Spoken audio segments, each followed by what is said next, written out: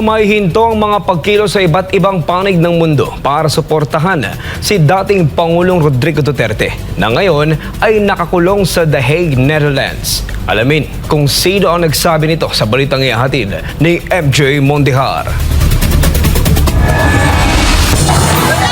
Nagpakita na matinding puwersa ang mga taga Davao City bilang pagsuporta kay dating Pangulo Rodrigo Duterte. At hindi lang sa Davao nagaganap ang ganitong mga eksena mula Luzon, Visayas at Mindanao hanggang sa iba't ibang bahagi ng mundo kung saan may Pilipino. Makikita ang mga motorcade, candle lighting, picket protest at prayer rallies. Ayon kay Attorney Salvador Panelo, dating Chief Legal Counsel ni Duterte, hindi na mapipigilan ang lumalawak na kilos protesta dahil ang pagkakakulong ng dating Pangulo sa The Hague, Netherlands ay higit pa sa issue ng Duterte at Marcos. Ito raw ay isang usapin ng soberanya ng bansa.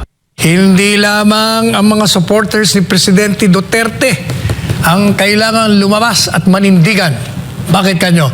Sapagkat hindi na po ito issue ng Duterte. Ito'y issue ng soberentiya, kasarinlan ng bansa. Mariing ginit ni Panelo na iligal na naging hakbang ng Administrasyong Marcos Jr. sa pagsuko ng isang kapwa Pilipino sa kamay ng dayuhang hukuman. Pero sa kabila nito, isang bagay umano ang naging malinaw, ang pagkakaisa ng mga Pilipino. Maging ang mga dati nang bumabatikos kay Duterte, ngayon ay nagsasalita na rin. Hindi dahil sa pagkatao ng dating Pangulo, kundi dahil sa prinsipyo ng isang malayang Pilipinas.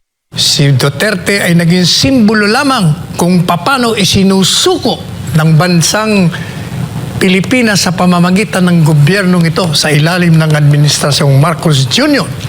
ang pagsuko sa soberentiya. Git ni Panelo, walang jurisdiksyon ng ICC sa Pilipinas sapagkat matagal nang kumalas ang bansa dito at may mahalagang mensahe siya sa bawat Pilipino. Kaya lahat ng tao, kayo man ay in agreement with Duterte or in disagreement with Duterte, you must remember that you're a Filipino citizen and your country, through your government, has surrendered the sovereignty which we have given to these officials. Kaya kailangan mag-react kayo.